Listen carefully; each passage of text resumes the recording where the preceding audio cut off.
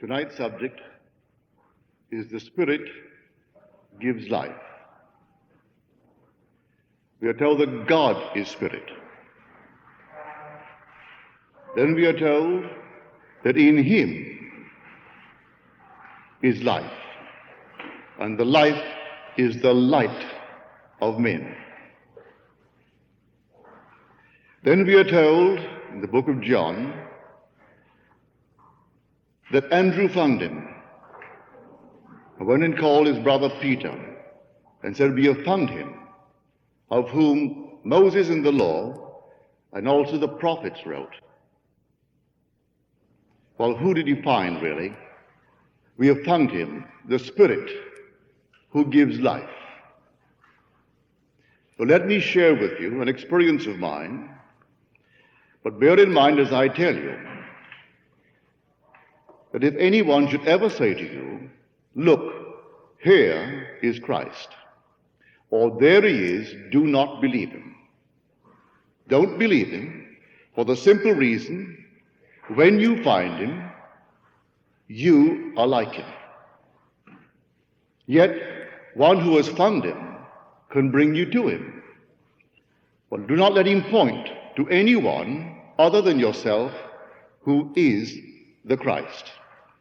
No matter who he is, how wise he seems to be, how powerful he is, don't believe him. There is no being in the world outside of self that you ever find as Christ. But you will find him, and when you find him, you are just like him. That's the face he wears. Your face raised to the nth degree of beauty and majesty, but your face. So here in him is life, and this life is the light of men. By him all things were made, and without him was not anything made that was made. Not anything, regardless of what it is. 12 years ago, back in New York City, I tasted of the power of the age to come. That power that you and I will share together as one when we're all awake. It's a fantastic power. But since that day, across the country, as I would tell the story of my experience of this power, one question was always asked, and I was unable to answer that question save from speculation. But they did not wish me to speculate. Did I know from experience? And I did not know from experience. I only knew from experience the positive side of this power. I did not know the negative side. And I met no one in my travels who had experienced either the positive or the negative until this past spring in LA. So I will share with you first the positive side that was my experience, and then the negative side that was this lady's experience down in LA. As I told you, it was 12 years ago. And I was taken in spirit, and I came upon a scene, a perfectly normal scene just like this, but it was in a New England town, approximately 200 years ago. You see, nothing passes away.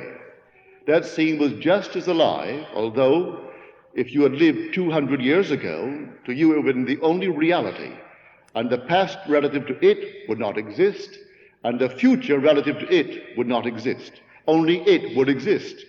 And today this exists, and we think because it was 200 years ago, it has ceased to be. Well, I know it hasn't ceased to be, because I came upon it. Are these things in any way interfering? Well, I came upon this scene. It was a restaurant. It was an early, I would call it a Sunday afternoon. I felt the atmosphere of Sunday. They were all dining a very early dinner. There was an enormous bay window looking out upon a pastoral scene. Lovely trees, waving grass, a bird was in flight, and a family of four, two young men in their early 20s, and I take it that the lady and gentleman present were their parents. They were in their early 40s. A waitress was walking towards the table with what I took to be a second course, because they were drinking soup. The young man of about 21 or 22 facing me had brought the spoon almost to his mouth, just about here. As I came in spirit into this place, I knew that if I could arrest within me an activity that I felt, that everything within my focus would freeze. No sooner did I know it than I tried it, and I stilled in me an activity that I felt. As I did so, everything froze. The diners dining, dine not. The young man couldn't move the spoon beyond where I had arrested it. The waitress walking, walked not. The bird flying, flew not. The little grass waving, waved not. The leaves falling, which I could see before I arrested it, fell not. And everything froze as though I came into a museum, and these things were suspended by invisible threads. It seemed that way. Then I investigated, and I went close and looked at these people, and they seemed to me dead. They seemed to be not alive. They could have been made of clay. Everything was frozen. And then when I had satisfied myself that they were really dead, or they appeared to be dead, then I released within me an activity which I had frozen. As I released it, everything moved on in its course. The waitress walked, the young man completed the action of taking soup, the bird completed its flight, the leaves began to fall, the little grass began to wave once more, and everything once more became animated. Well, having had that experience, I realized that life was in me, that life was an activity of my own wonderful imagination. Well, the Bible calls it spirit. For he is spirit, and in him is life. Well, I discovered what life really was. I arrested an activity in me, and they were not alive. I released that activity in me, not in them, and they were once more animated. I reanimated the entire scene. I discovered that what we call laws of nature, like gravity, is only, I would say, it's not really an absolute law, because were it an absolute law, the bird in flight should have fallen when arrested. The leaves should have continued. They should not really be suspended in space. But at least the bird in flight would have fallen, but it didn't. And the moment I released it, it continued in its flight to fulfill its purpose. I can see where the waitress would not fall. I can see where the 4 diners could be arrested and yet not in some strange way deny the law of gravity, but not the bird. However, as I saw it, my entire concept of life as I know it changed. So I told that story across the country in the major cities as I visited these cities. One question that is always asked is this: were the 4 diners aware of the fact that they were frozen? Was the waitress aware? Well, I couldn't answer. I didn't know. I only knew, as far as I'm concerned, they were dead. They were frozen, and they seemed not only to be inanimate, but to be devoid of any possibility of ever being animated, until I released it from within me. When I released that activity, which now I know to be life, they once more became alive. Well, this spring in L.A., this couple, they live on the beach down in Malibu. And it's her custom to go walking every day on the sands. And this day in question, as she was walking, looking out to an animated ocean, and seeing people on the beach walking, and everyone the normal way of living. And suddenly, and these are her words, she said, "Neville, suddenly, as I'm watching the animated, not an angry ocean, but quite a live ocean, suddenly someone or something turned me off, and I was nothing." These are her words. The ocean was nothing. The people were nothing. Everything was nothing. And I stood there aware of being nothing. Then whatever turned me off, or whoever it was that turned me off, turned me on again. And then once more I became someone, and the ocean something, and everything round about me once more became animated and something. Now, I can answer that question based upon her experience. I had the positive experience of life in myself, for I arrested it and turned it on again. But I didn't know that when I arrested it and the 4 diners stopped and were stilled in their tracks, and the waitress was stilled, and the bird stilled, that they had the experience of being nothing. So now I know that that's our future, to actually taste of the powers of the age to come. Then it throws light on the great trial of history. For here is the embodiment of truth, the embodiment of life itself, but keyed low on our level. And he stands before the personification of reason in this world. And reason asked him, "Where are you from?" And he did not answer. And then Pilate said to him, "Do you not know that I have the power to release you, or the power to crucify you?" He said, "You would have no power over me had it not been given to you from above. Therefore, he who delivered me to you, he has the greater sin." That there was no power here whatsoever unless animated from above. That from above, spirit animates this entire wheel of recurrence. And we have our intentions. It could be arrested as this lady done herself, and she felt herself to be nothing. And then someone who turned it off, turned it on, and once more she felt she was something. Now here in the book of John, in him was life, and life was the light of men. But the life was in him, and our consciousness is simply the light turned on. When he turns it off, the light is turned off, and we are nothing. Now, it is in him that is life. By him all things are made. Without him, there was not anything made that was made. So now I will introduce you to him. And do not look outside of yourself to find him. You're going to find him within yourself. You may not see him, actually, as I described it last night, telling you the story of Jung and telling you the story of my own experience when I encountered myself in deep meditation, meditating me, making this thing an animated form that moves across this screen of space. But here, if he makes all things, good, bad, and indifferent, and without him not one thing was ever made, well then let us tell you the story. A gentleman writes me that in 1933, he was sailing down the Danube from Vienna to Budapest. When he came into Budapest, the lights were on. It was quite late.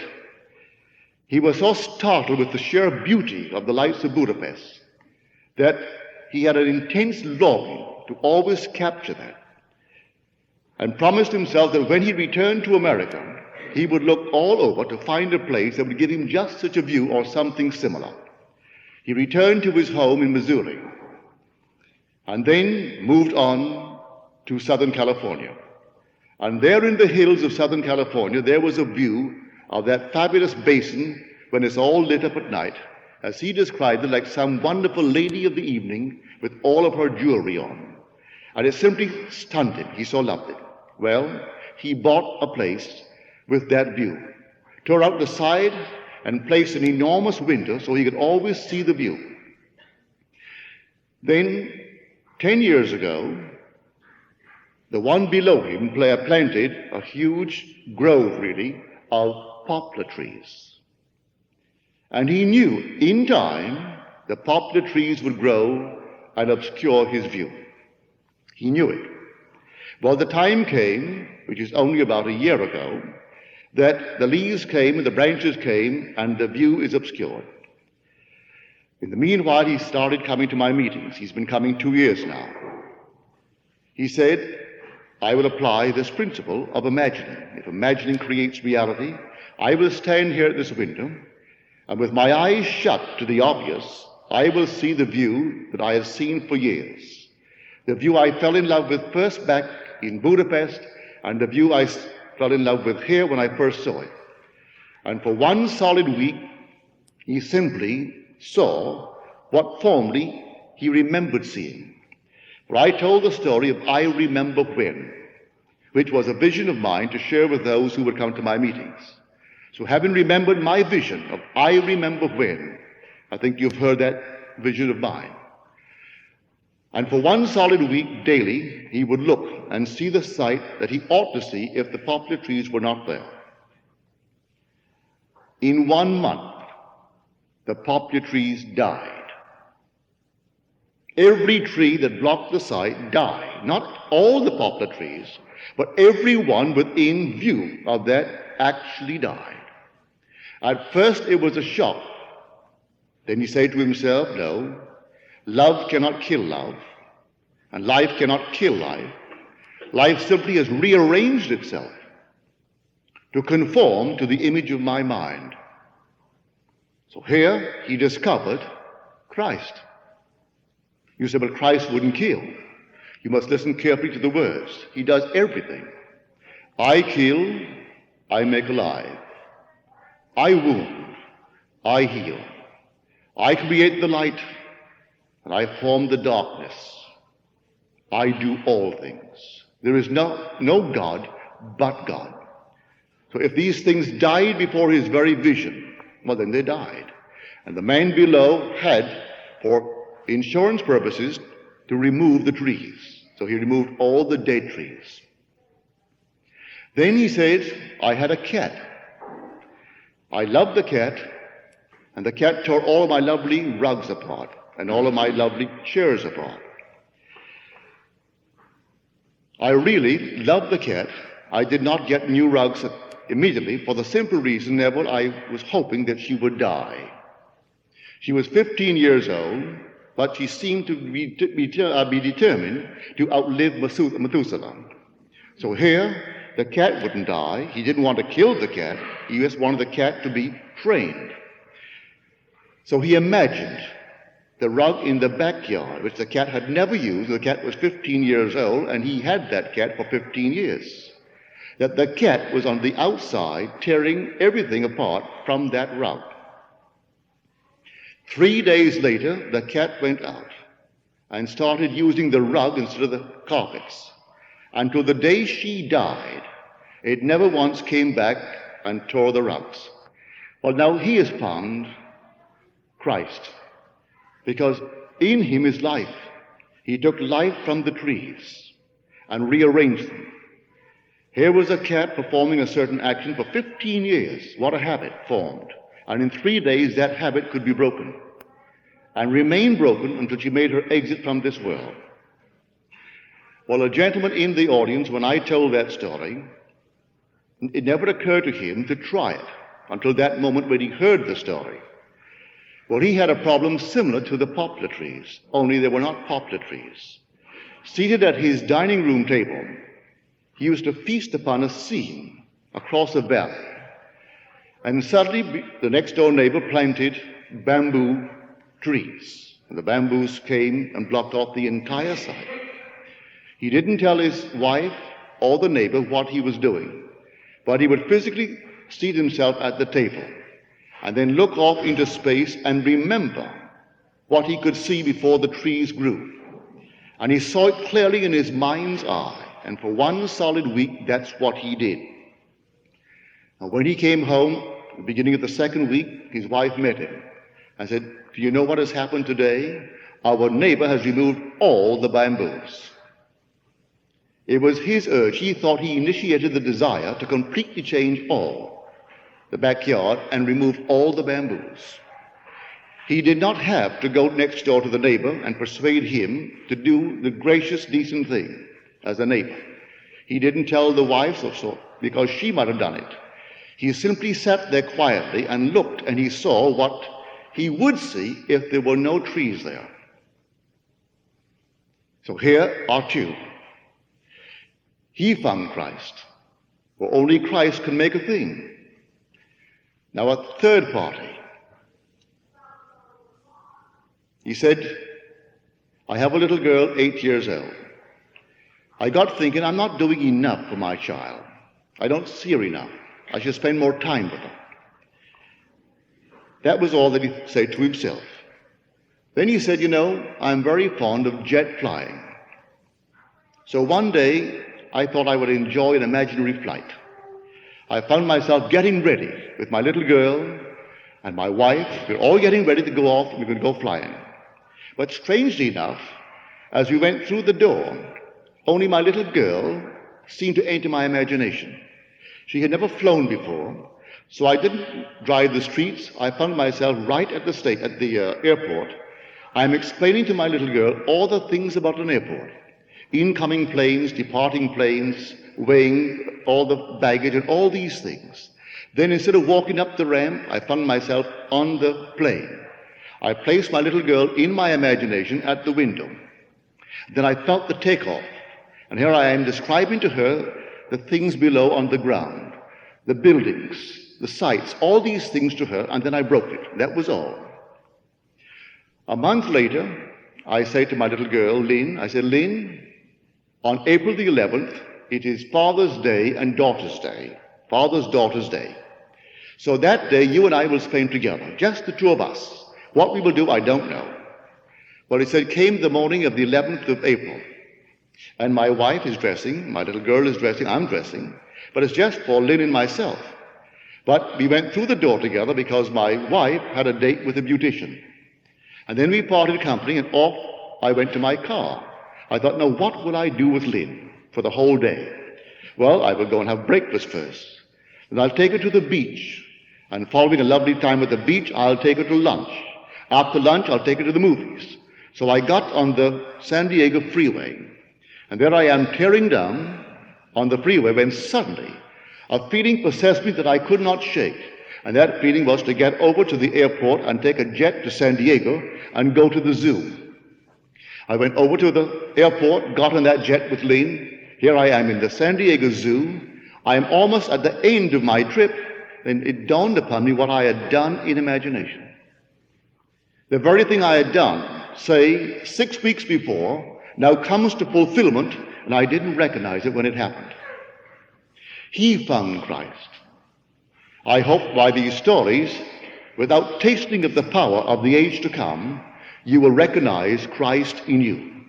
For it is Christ in you that is the hope of glory, not any Christ of history. So when you hear the word Jesus, do you make a mental image of a being outside of yourself? When you hear the word Jesus Christ, do you think of something on the outside that lived in time and space, as unnumbered tens of millions do? Then that's not he. You haven't found him.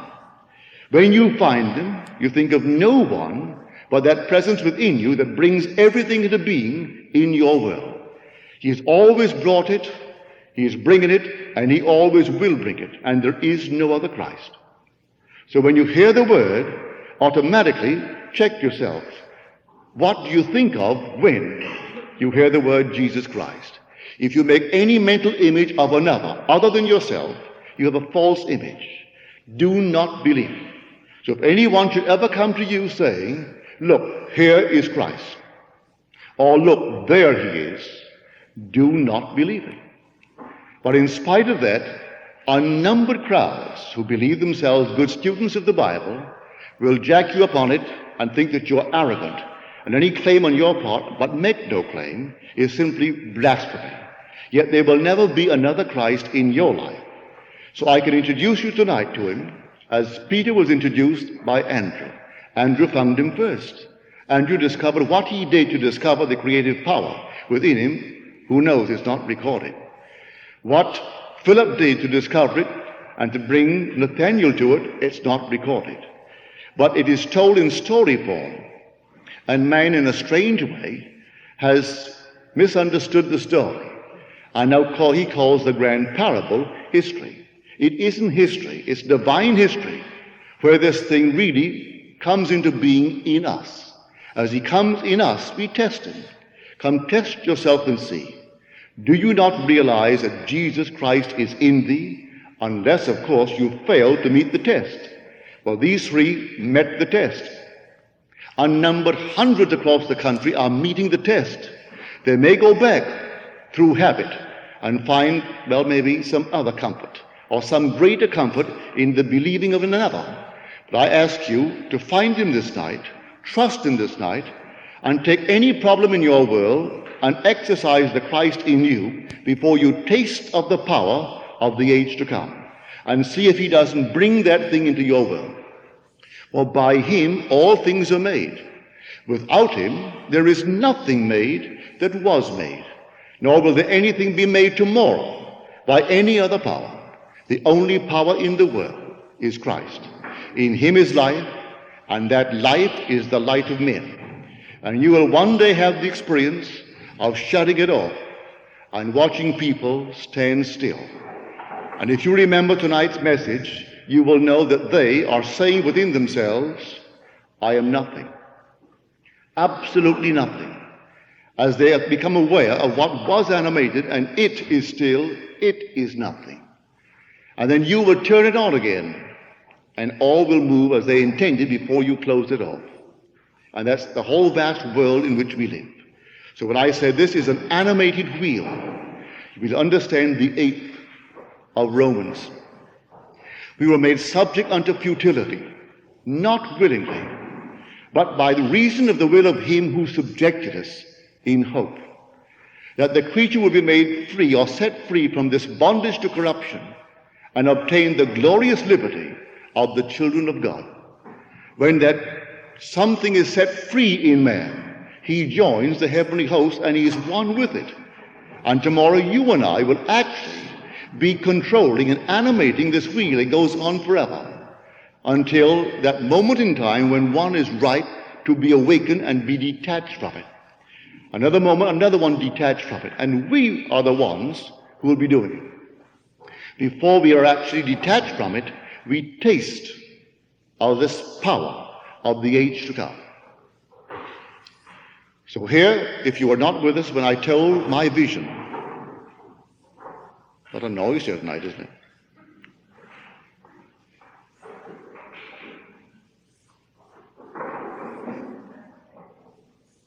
Pardon me?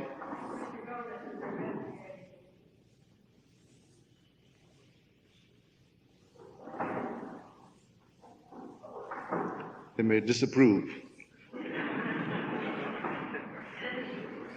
They don't want me to bring you Christ this night. But I have found him, and having found him, I am bringing him whether they approve or disapprove. So, many, many months ago, I had this experience to confirm the 41st chapter of the book of Genesis. For in the book of Genesis we are told that if a dream doubles itself, but then the thing has been fixed by God, and God will shortly bring it to pass. And this is what happened to me. Again, I felt myself move in the Spirit and move back in time. Not that far back, 200 years, but only, say, to the turn of the century. And I found myself in this interior of a palatial home that used to dot Fifth Avenue at the turn of the century. These 60, 70, 80-room mansions. As I entered, there were 3 generations present. One invisible, but he dominated the entire household.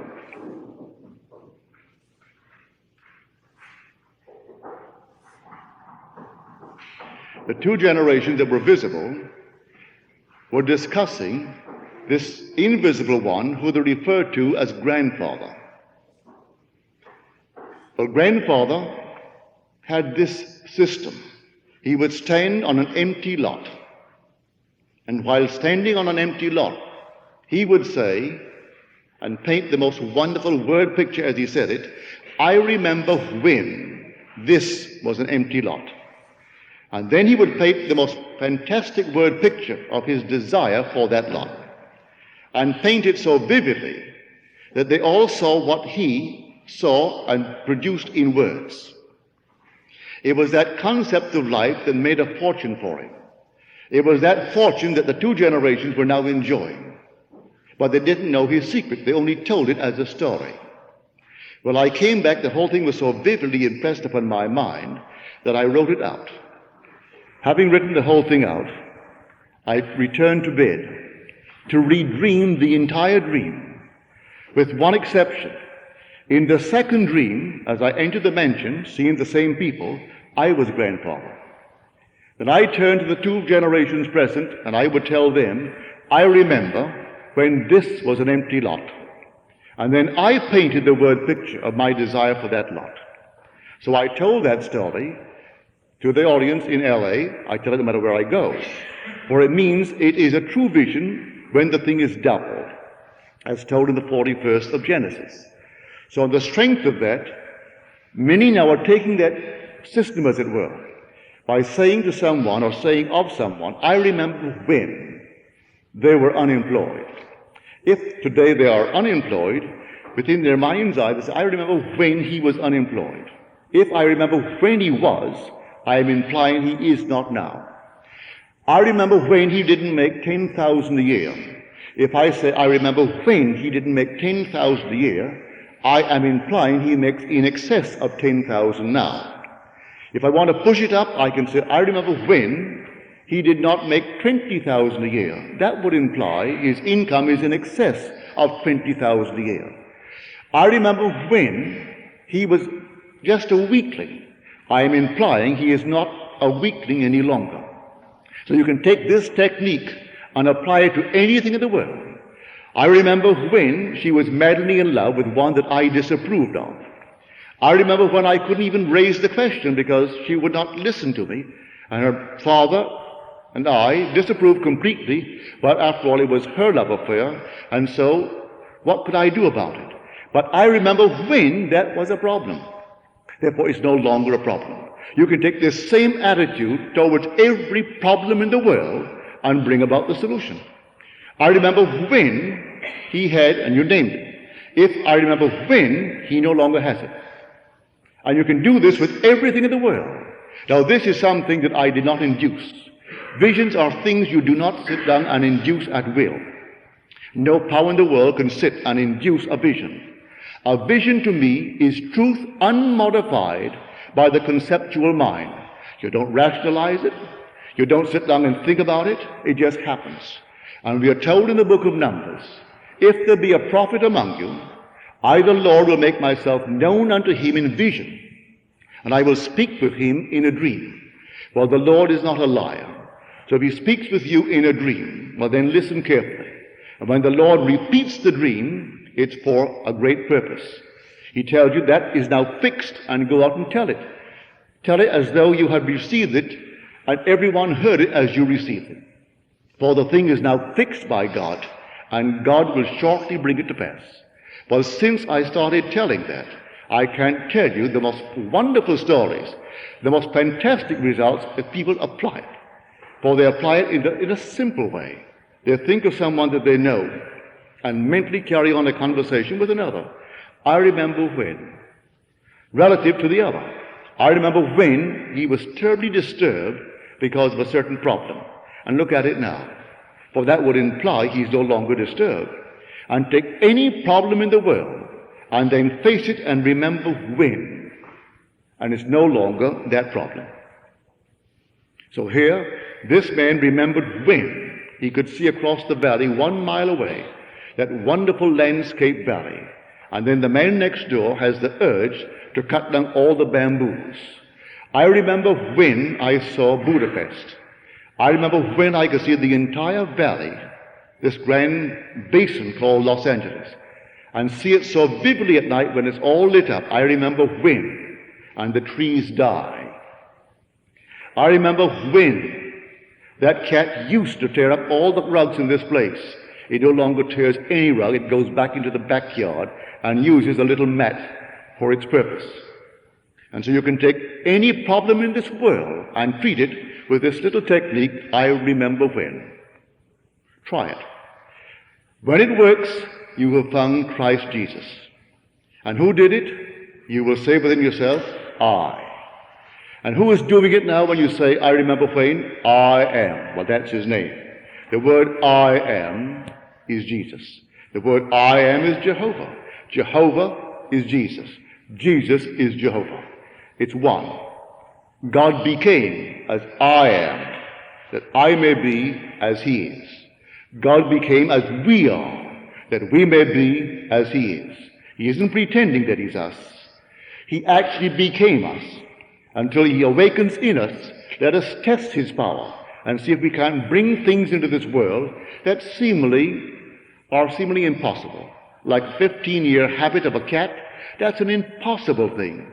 And to have a habit of that nature, of 15 years, broken in 3 days, without raising a finger to do it, isn't that an impossible thing? Well, with God, all things are possible. They may be impossible to man, but that man didn't do it. He sat down quietly in his mind's eye and saw the cat on the outside, tearing up a mat that was placed there for the purpose to sharpen her toes or nails, but not his lovely rug. And suddenly the cat goes out and performs the act, which in his mind's eye he saw. Who did it?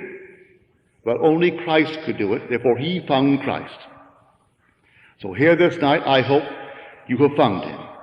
At least I've introduced you to him, but there's no compulsion. I can't make you accept him. So many people find it more comforting to go before a picture on a wall or some piece of little marble resembling a human form and worship it, although we are warned all through Scripture to make no graven image unto me. But none. Men will still do it. I was on TV down south with this panel of 5, and this archaeologist came on, and we had 2 ministers, one Baptist and one Adventist, and plus this archaeologist. And when I told them of my experiences, of course, it meant nothing to them, because that is not the way they understand the great Christian mystery. That isn't so at all, as far as they were concerned.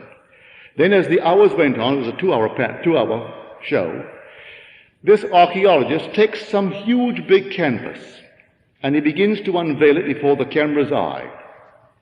And here he is telling us that this is an actual picture, but the actual picture of Christ Jesus, that the lights coming through had actually gone upon some kind of a cloth and left the imprint. I said to him, I shouldn't have done it because that was unkind. I said, you an archaeologist, and you accept that? I said, now you two are ministers of the word, as you say. Aren't you told that unless you look like him, that's not he?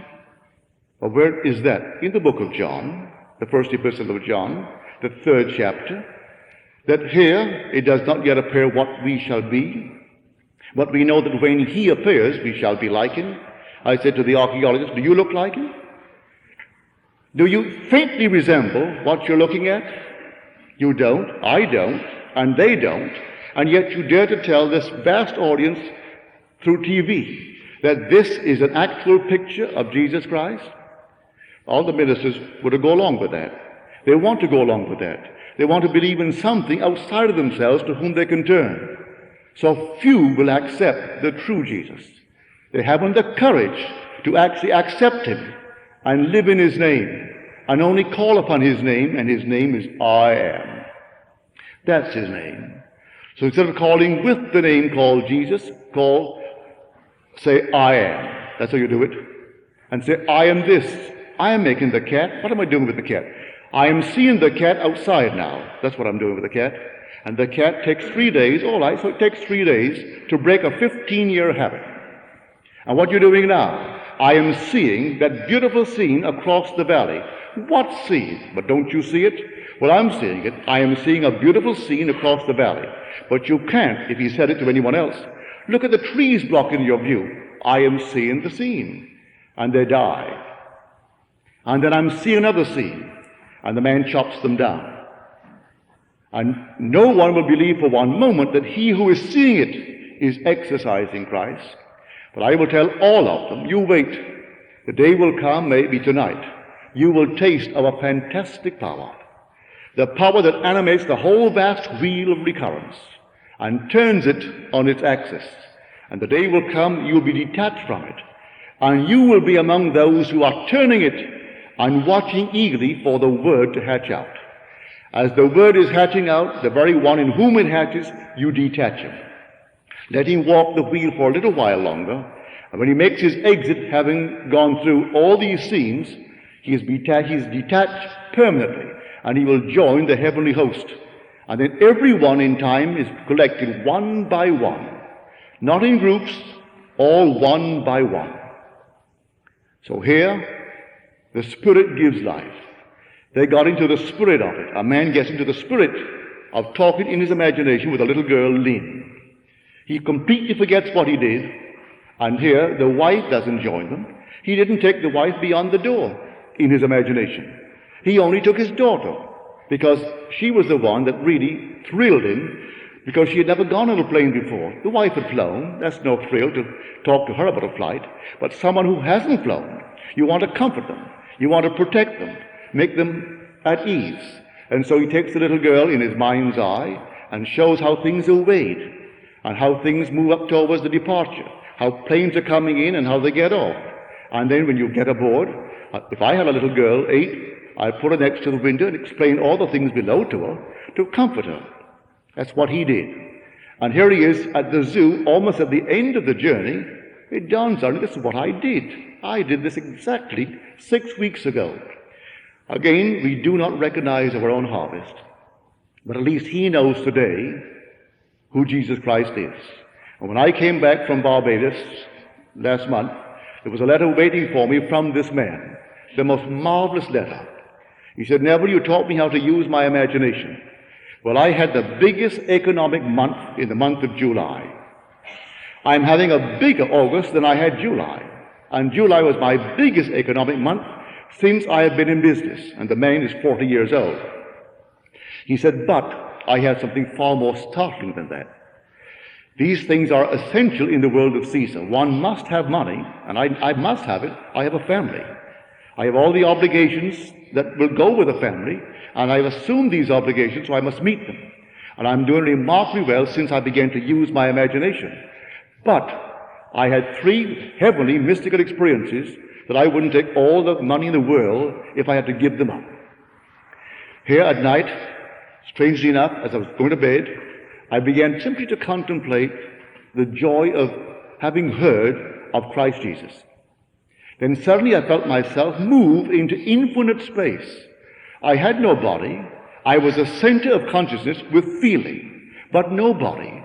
And the strangest, most fantastic wind is accompanying me as I am moving through infinite space.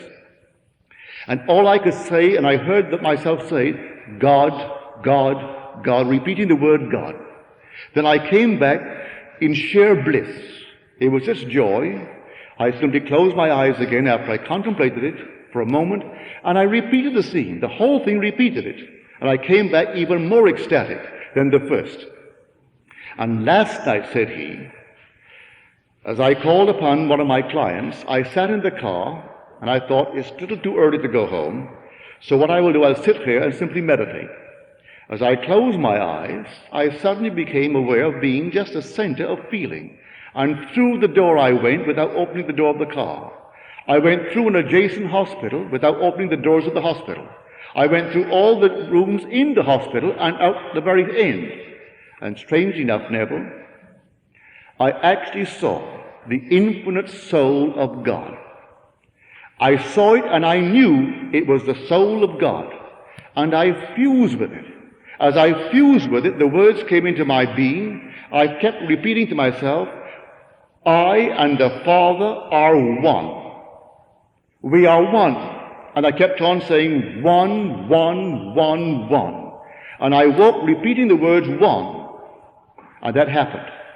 Now he said, while sitting in the car, I was so elated, I sat there in the same meditative mood. And suddenly before me came a flame, contained in what would be the area of an automobile tire. A flame that is consuming nothing, burning but without consuming anything. And suddenly, out of the nowhere, who approached? Moses approached. And I knew it was Moses. He approached clothed in a tan robe and looked into the fire. And then to the right came Abraham clothed in a white robe. And then came Paul. And I knew these 3 intimately. And I knew it was Paul, I knew it was Abraham, and I knew it was actually Moses. I can't tell you how I know, but I knew. The three of them merged into one being, and I knew the name of that one being, and that one being was Jesus. I looked at the body, and out of the body of Jesus, who do you think I saw, Neville? I saw myself. I am coming out of the body of Jesus. It is my body. Now here is this man doing remarkably well by the use of his imagination in business, and would give the whole thing up for the ecstasy of these mystical experiences.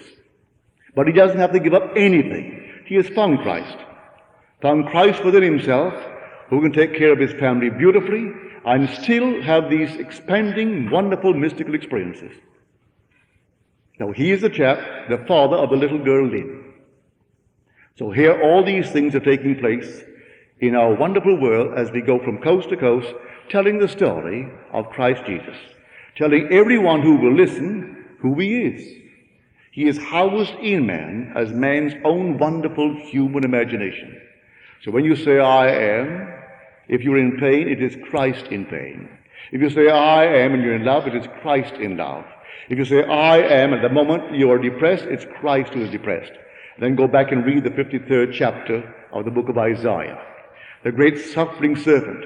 He suffers in every man who suffers, and rejoices in every man who rejoices. And the day will come, he will rise in man, and man rises with him, and it's the man who is rising. He so completely gave himself to man, only that man rises. Not two, one rise, and it's you.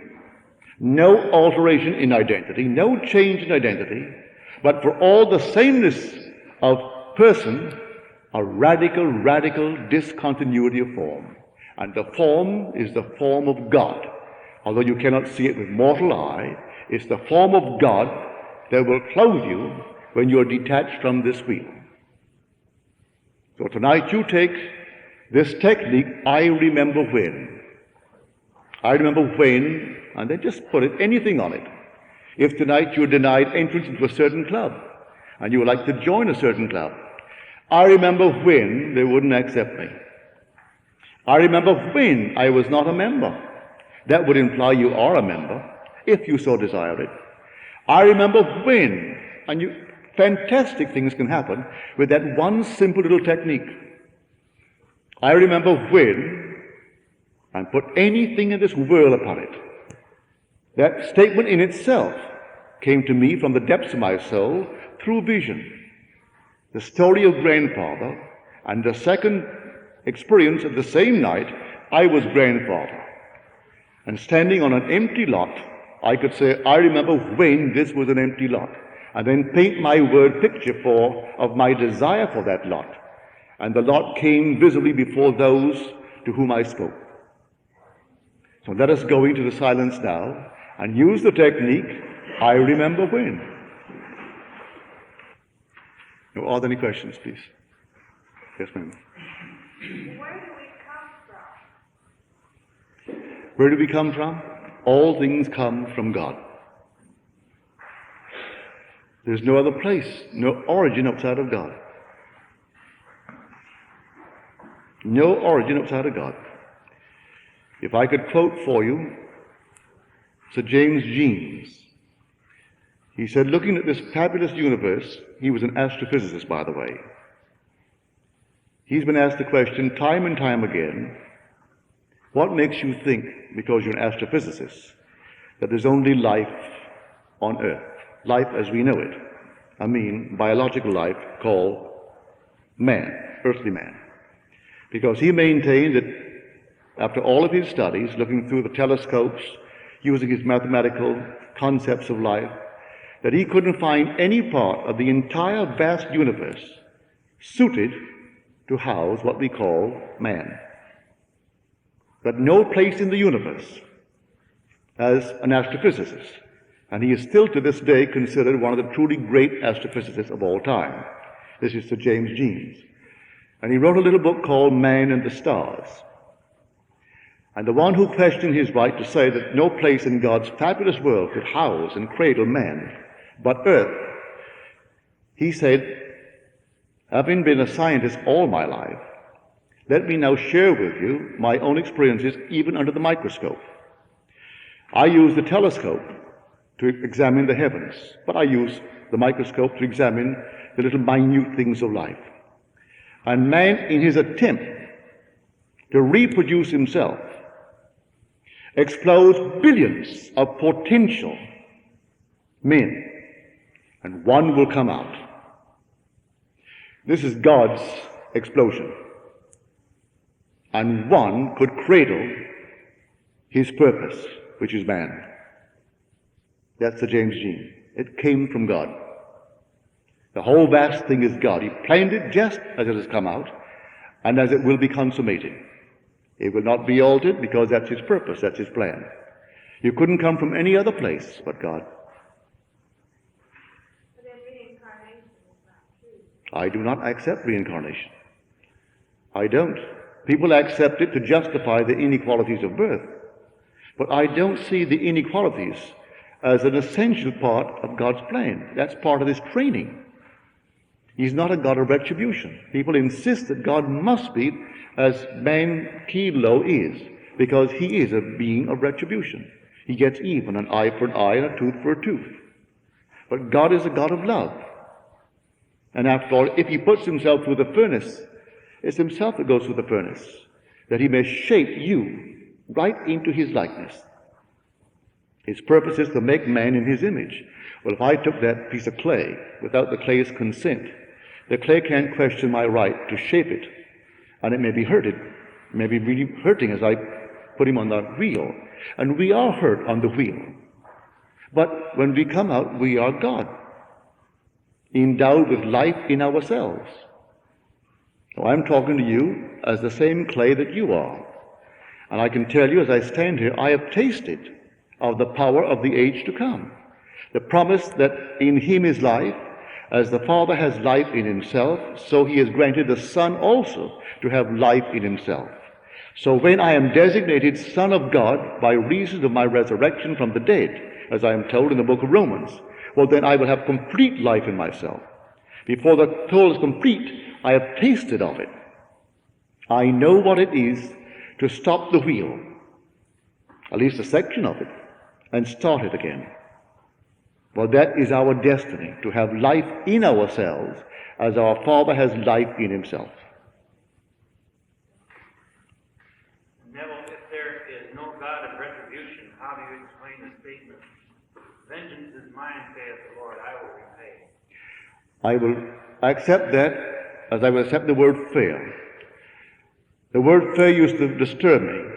Fear the Lord.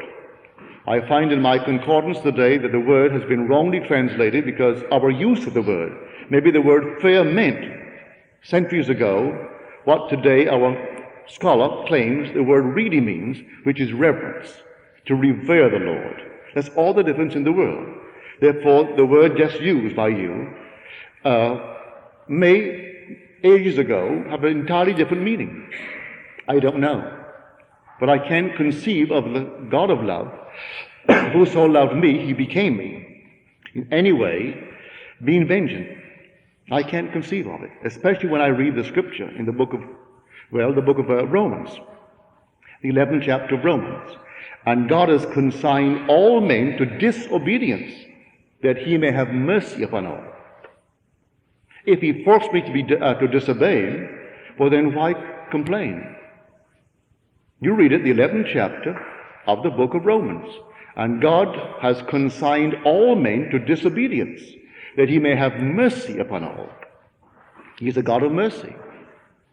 If I didn't disobey with his prompting, I would never know the difference between right and wrong, good and evil. In other words, conscience would not be born. I could remain forever in a garden of innocence, but I must leave innocence and enter the world of experience. To enter the world of experience, I had to tumble from innocence through disobedience. And disobedience awoke within me conscience. Conscience must be awakened. Do you know, in the world in which we live, we didn't tumble from space, we tumbled in consciousness. And in this very world today, there are those walking with us who conscience hasn't been born. They have no knowledge of right and wrong, none whatsoever. In little Barbados, where I was just a few months ago, my nephew sat on the jury, and a man is on trial for an obvious theft. He was caught with the goods, he had other goods in his home, he stole. On the jury, this boy is saying, I don't see anything wrong with that. A juryman. So my nephew said, you see nothing wrong in the man stealing, that's against the law of the land. You are here because you promised when you took the oath that you would uphold the law of the land. And that's the law of the land. So I see nothing wrong in it. If I was hungry, I'd go next door, I'd steal a chicken, I'd steal his corn, I'd steal anything. You call it stealing, I wouldn't call it stealing. It isn't yet born. And he held out against the other 11. There were 12 on the jury. And he would not bring in a unanimous verdict. So my nephew said to him, you know, I'll tell you a little bit of the law of the land now. You swore that you would actually come in here and sit with the rest of us, and with a knowledge of the law of the land, as explained to you by the judge before you came in. For he challenged the jury, and he explained to the jury what the law is. Now, I'm going to go back and tell him that you perjured yourself. You know what it means? 6 months in jail for you. So then he's guilty. Can you imagine that? 1 second before, when his skin wouldn't be touched, the man wasn't guilty. Now that he is going to be hurt, the man is guilty automatically. He hasn't yet eaten of the tree of knowledge of good and evil. And yet he's walking in the year 1964. That's why I said the wheel is closed. And we're all in it. And it makes no difference 1964 or the year 1000 or the year 20. What section of it doesn't mean that because you're living on the year 1964 that we know more of good and evil than those who lived in the year 1.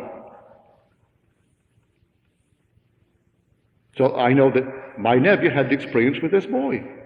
When I said, boy, a man, a matured man, sitting on the jury, and he could not see where the man caught with all the goods in the world had done wrong.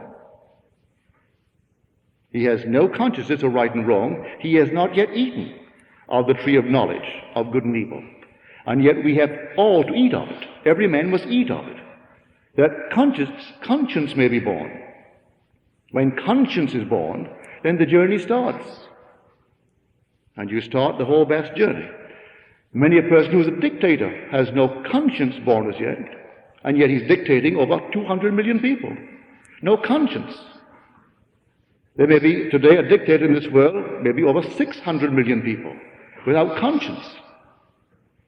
Because a man's life means nothing. He rubs it out. It doesn't go beyond the grave, and he simply believes that this is it, and he rubs out millions of them. Stalin did. He doesn't believe anything more than an animal life. Conscience isn't born. Whatever could be done with might, that was right in his mind's eye. Nothing wrong about it. The only thing wrong in his mind's eye is if he was caught. So, time isn't going to do it, but the Father has plotted and planned everything just as it's coming out, and as it's going to be culminating.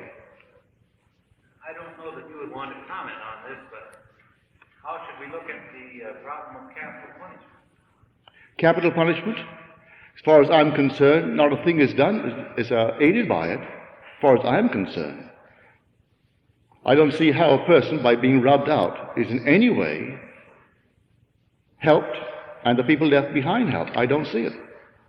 But doesn't it deter murder for hire? I don't think that that has been proved. I don't think so. Many a person who is now waiting a lifetime in jail would rather be dead.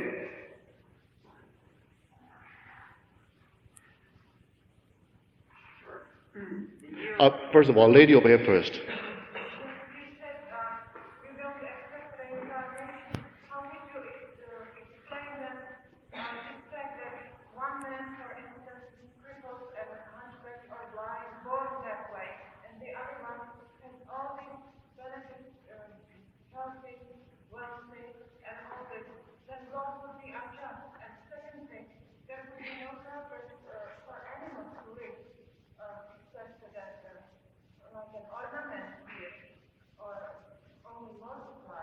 Did you hear the question? If I don't accept reincarnation, one who was born with a hunchback or deformed in any way would prove an unjust God. My dear, to me, God plays all the parts.